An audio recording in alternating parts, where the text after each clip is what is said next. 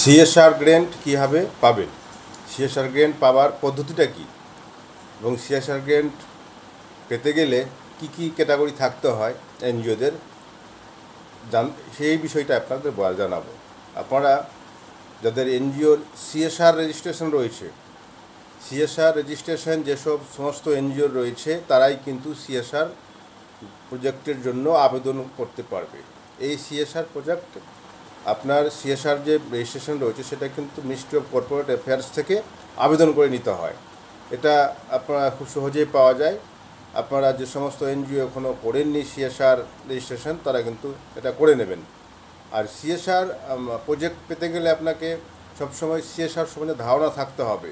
CSR কীভাবে পাওয়া যায় আপনারা কিন্তু এটা গাইড লাইন আপনাকে গুগলেও পেয়ে যাবেন, বা যে কোনো আপনি পেপারস নিউজ বলেন, গুগল ওয়েবসাইটে বলেন, আপনি কিন্তু সিএসআর খুঁজলেই কিন্তু পেয়ে যাবেন। সিএসআর এক্সচেঞ্জ বলে একটা পোর্টাল রয়েছে, সেই সিএসআর এক্সচেঞ্জ পোর্টালে কি হয়, সিএসআর অ্যাকচুয়ালি এখন যেটা শুরু হয়েছে যে কোম্পানি এবং কি নন প্রফিট অর্গানাইজেশন এই দুজনের কোলাবোরেশনে কিন্তু সিএসআর প্রজেক্টটা চলে। এবার এই সিএসআর এক্সচেঞ্জ পোর্টাল যে রয়েছে সেই পোর্টালে আপনারা লগ ইন করে রেজিস্ট্রেশন করতে পারেন এবং এই রেজিস্ট্রেশন করে আপনার নিজের প্রজেক্ট ওখানে আপনি সাবমিট করতে পারবেন। যেন বাজারের মতো যে আপনি দিয়েছেন, কোম্পানি দেখছে কোন এনজিও কোন প্রজেক্ট করছে, তখন আপনার সে কল করবে, আপনার প্রজেক্টে আপনি সাবমিট করলেন, তার সে কী প্রজেক্ট চাই সেটাও সাবমিট করলো কোম্পানি আর এনজিও দুটো মিলেই একটা সিএসআর এক্সচেঞ্জ পোর্টাল আছে, তাদের মধ্যে আদান প্রদান হয়।